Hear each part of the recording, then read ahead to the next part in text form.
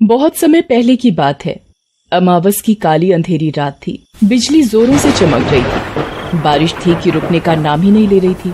चारों ओर पानी ही पानी दिखाई दे रहा था। एक राकेश नाम का आदमी अपने ऑफिस में काम कर रहा होता है तो वो सोचने लगता है, ओफो, आज तो काम करते करते बहुत देर हो गई और ऊपर से बारिश भी बहुत तेज हो रही है। ऐसा लग रहा है ये जल्दी से रुकेगी नहीं। ऐसे में मैं घर कैसे जाऊंगा। फिर राकेश बारिश रुकने का इंतजार करने लगता है, लेकिन बारिश बंद ही नहीं हो रही थी। फिर राकेश अपनी गाड़ी निकालकर अपने घर की ओर चल पड़ता है। जब राकेश अपने घर के लिए जा रहा होता है तो उसकी एक सुनसान सी जगह जाकर अचानक से गाड़ी खराब हो जाती है। ओफो, इस गाड़ी को क्या हो गया? इसे भी अभी खराब होना था। फिर राकेश गाड़ी से उतरकर गाड़ी देखने लगता है। तभी राकेश की नजर पेड़ के नीचे खड़ी एक लड़की पर पड़ती है। राकेश उस लड़की को देखकर सोचने लगता है, ये लड़की इतनी रात में यहाँ सुनसान सड़क पर क्या कर रही है? लगता है ये लड़की किसी ऑटो या टैक्सी का इंतजार कर रही है। तभी राकेश की गाड़ी भी ठीक हो जाती है और वो अपनी गाड़ी में बैठ जाता है। और जैसे ही राकेश अपनी गाड़ी स्टार्ट करता है तो पेड़ के नीचे खड़ी लड़की राकेश के पास आती है। क्या आप मेरी कुछ मदद कर सकते हैं? हाँ बोलिए, मैं आपकी क्या मदद कर सकता हूँ? मेरा घर यहाँ पास में ही है। अगर आप मुझे मेरे घर तक छोड़ दें तो आपकी बड़ी मेहरबानी होगी। मैं यहाँ बहुत देर से खड़ी हूँ और बारिश भी बहुत तेज हो रही है। ऐसे में कोई ऑटो टैक्सी भी नहीं मिल रही। राकेश कुछ सोचने लगता है। तभी वो लड़की फिर कहती है, अगर आपको कोई प्रॉब्लम है तो कोई बात नहीं, मैं चली जाऊंगी। नहीं नहीं, मुझे कोई परेशानी नहीं है। तुम मेरी गाड़ी में बैठ सकती हो, जल्दी आ जाओ। फिर वो लड़की जैसे ही राकेश की गाड़ी में बैठती है तो राकेश उस लड़की को देखता ही रह जाता है। वो लड़की पूरी तरह बारिश में भीग चुकी थी। उस लड़की की मोटी मोटी आंखें थी। ऊपर से उसके काले घने लंबे बालों में वो लड़की बहुत ही खूबसूरत लग रही थी, जैसे कि कोई अप्सरा आसमान से उतर कर आई हो। तभी वो लड़की राकेश से कहती है, क्या हुआ? आप मुझे ऐसे क्यों देख रहे हो? आप बहुत खूबसूरत हो। फिर राकेश अपनी गाड़ी स्टार्ट कर देता है और उस लड़की से पूछने लगता है, तुम्हारा नाम क्या है और तुम यहाँ अकेली इतनी रात में क्या कर रही थी? मेरा नाम महक है और मेरा तो यहाँ रोज अकेले आना जाना लगा ही रहता है। तुम मेरी छोड़ो, अपने बारे में बताओ। मेरा नाम राकेश है। मैं अपनी माँ के साथ रहता हूँ और मैं एक कंपनी में नौकरी करता हूँ। आज कंपनी में ज्यादा काम था तो इसलिए देर हो गई। तुम्हें पता नहीं इस सुनसान सड़क पर इस तरह रात में आना जाना ठीक नहीं। कहते हैं यहाँ रात में एक चुड़ैल घूमती है। राकेश महक की बात सुनकर चौंक जाता है तो महक राकेश से हंसते हुए कहती है, अरे डरो नहीं, मैं मजाक कर रही थी। तुम तो मेरी बात सुनकर चौंक गए। नहीं तो अच्छा महक, एक बात बताओ, तुम्हारे घर में और कौन कौन है? जी मेरा कोई नहीं है। मैं अपने घर में बिल्कुल अकेली रहती हूँ। तुम्हें डर नहीं लगता? डर कैसा? राकेश और महक दोनों इस तरह बातें कर रहे थे जैसे वो दोनों एक दूसरे को बहुत समय से जानते हो। महक इतनी खूबसूरत लग रही थी तो राजेश की नजर महक के ऊपर से हट ही नहीं रही थी। फिर थोड़ी दूर जाते ही महक राकेश से कहती है, बस यहीं गाड़ी रोक दो, मेरा घर आ गया। लेकिन यहाँ तो कोई घर नहीं है। यहीं पास में ही मेरा घर है, मैं यहाँ से पैदल चली जाऊंगी। राकेश महक को वहीं पर उतार देता है। महक गाड़ी से उतरकर थोड़ी ही दूर जाती है कि तभी राकेश की नजर गाड़ी की सीट पर रखी पायल पर पड़ती है। अरे ये पायल कैसी और ये यहाँ कहाँ से आई? लगता है ये महक की पायल है।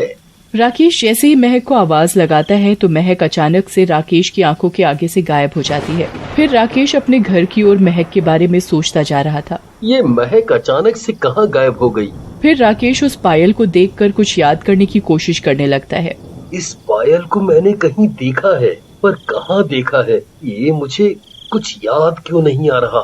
राकेश को याद करने पर भी उस पायल के बारे में याद नहीं आता और वो पायल के बारे में सोच ही रहा होता है कि इतनी ही देर में राकेश का घर भी आ जाता है। जैसे ही राकेश अपने घर में दाखिल होता है तो राकेश की माँ कहती है, राकेश तुम्हें आने में इतनी देर क्यों हो गई? तुम्हें पता है ना आज अमावस की रात है और तुम्हें कितनी बार समझाया है कि अमावस की रात को घर से ज्यादा देर बाहर रुकना ठीक नहीं है। अमावस की रात भूत प्रेत का साया रहता है। माँ तुम फिर शुरू हो गई।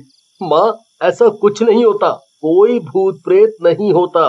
अब जल्दी से मुझे खाना खिला दो, मुझे बड़ी जोरों की भूख लगी है। माँ अपने आप में बड़बड़ाते हुए राकेश के लिए खाना लेकर आती है। इसे कितनी बार समझाया है पर यह है कि समझता ही नहीं। जब किसी दिन इसके साथ कुछ उल्टा पुल्टा हो गया ना, तब पता चलेगा इसे। क्या माँ, तुम भी? अब जल्दी से मुझे खाना दो, मुझे बहुत भूख लगी है। माँ राकेश को खाना खाने के लिए दे देती है। राकेश खाना खाकर सोने चला जाता है। राकेश को सोते ही नींद आ जाती है तो वो सो जाता है। फिर आधी रात को किसी पायल की आवाज आती है तो राकेश की आंखें खुल जाती हैं।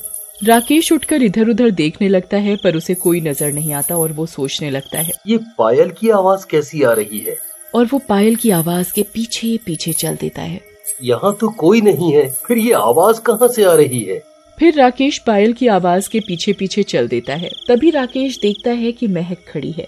तभी राकेश की माँ पानी पीने के लिए उठती है और वो देखती है, अरे ये राकेश इतनी रात कहाँ जा रहा है, जरा देखो तो सही। फिर राकेश की माँ भी राकेश के पीछे पीछे चल देती है और वो देखती है कि राकेश किसी चुड़ैल से बातें कर रहा है। अरे मैया, ये तो चुड़ैल है और राकेश इस चुड़ैल से क्यों मिलने आया है? मेरी तो कुछ समझ में नहीं आ रहा है कि ये हो क्या रहा है। ये देखकर राकेश की माँ बहुत बुरी तरह डर जाती है और वो वहीं किसी पेड़ के पीछे छिपकर ये सब देख रही होती है कि राकेश उस चुड़ैल से ऐसे बातें कर रहा है जैसे वो उसे सदियों से जानता है। अब तो राकेश की माँ का ये देखकर बुरा हाल हो जाता है और वो सोचने लगती है, लगता है राकेश के ऊपर कोई बुरी आत्मा का साया है, मुझे राकेश को इस चुड़ैल से बचाना होगा। राकेश को वो चुड़ैल महक नजर आ रही थी पर वास्तव में वो एक चुड़ैल थी। फिर वो चुड़ैल राकेश को अपने बस में कर लेती है और वो चुड़ैल राकेश को अपने प्रेमी के रूप में देख रही थी। तभी चुड़ैल राकेश के गले लग जाती है और राकेश से कहने लगती है, इस अमावस की रात को हम दोनों शादी कर लेंगे, फिर हम एक दूसरे से कभी जुदा नहीं होंगे और फिर मैं तुम्हें मारकर अपनी दुनिया में ले जाऊंगी। हाँ, हम दोनों इस अमावस की रात शादी कर लेंगे और मैं तुम्हारी दुनिया में आ जाऊंगा, फिर हम दोनों कभी जुदा नहीं होंगे। सुबह होने वाली है, अब तुम अपने घर जाओ। ये सुनकर राकेश की माँ के पैरों के नीचे से जमीन खिसक जाती है और वो राकेश के घर आने से पहले वापस आकर अपने कमरे में लेट जाती है और चुड़ैल के बारे में सोचने लगती है, ये चुड़ैल राकेश से शादी क्यों करना चाहती है? मैं कल ही तांत्रिक बाबा के पास जाकर इस चुड़ैल के बारे में बताती हूँ। राकेश भी सुबह होने से पहले अपने घर पर आकर अपने कमरे में सो जाता है और जैसे ही सुबह होती है राकेश की माँ तांत्रिक बाबा के पास जाती है और वो तांत्रिक बाबा को चुड़ैल के बारे में बताती है, बाबा मेरे राकेश को बचा लो, वो चुड़ैल मेरे राकेश को मार देगी, वो चुड़ैल मेरे राकेश के साथ ऐसा क्यों कर रही है? ये बड़ी शक्तिशाली चुड़ैल है। इस चुड़ैल का नाम पिछले जन्म में चंदा था। पिछले जन्म में राकेश चंदा का प्रेमी था और ये दोनों एक दूसरे से बेहद प्रेम करते थे और एक दूसरे से शादी करना चाहते थे। और शादी वाले दिन जब राकेश और चंदा एक दूसरे के साथ फेरे ले रहे थे, तभी मंडप में आग लगने की वजह से उसमें चंदा और राकेश की मौत हो गई। चंदा मरने के साथ चुड़ैल बन जाती है और उसकी आत्मा तड़पती रहती है और जैसे ही राकेश का नया जन्म होता है तो चुड़ैल राकेश को पाने के लिए अमावस की रात का इंतजार करती रहती है।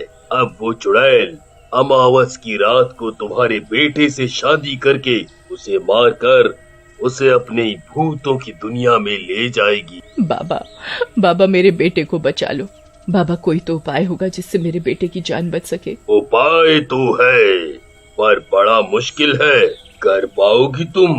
तो सुनो, अमावस की रात को जब चुड़ैल और राकेश फेरे ले रहे हो, जैसे ही चुड़ैल राकेश के साथ सातवां फेरा लेगी, तभी तुम ये मंत्र पढ़ा हुआ धागा चुड़ैल के गले में डाल देना।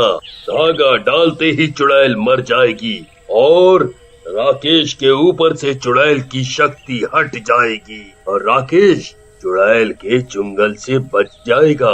अब ये धागा लो और घर जाओ, कल अमावस की रात है, ये काम तुम्हें कल ही करना होगा। फिर राकेश की माँ धागा लेकर घर चली जाती है और अगले दिन जैसे ही रात होती है तो वो देखती है कि राकेश घर से निकलकर चुड़ैल के पास जा रहा है। तभी राकेश की माँ भी उसके पीछे पीछे चल देती है और एक जगह छुपकर देखने लगती है और जैसे ही चुड़ैल राकेश के साथ सातवां फेरा लेती है तो राकेश की माँ जल्दी से चुड़ैल के गले में धागा डाल देती है और धागा डालते ही चुड़ैल चीखने लगती है, धोखा हुआ मेरे साथ, मैं किसी को नहीं छोड़ूंगी। ये कहते हुए चुड़ैल जलकर मर जाती है और राकेश भी चुड़ैल के चंगुल से बच जाता है।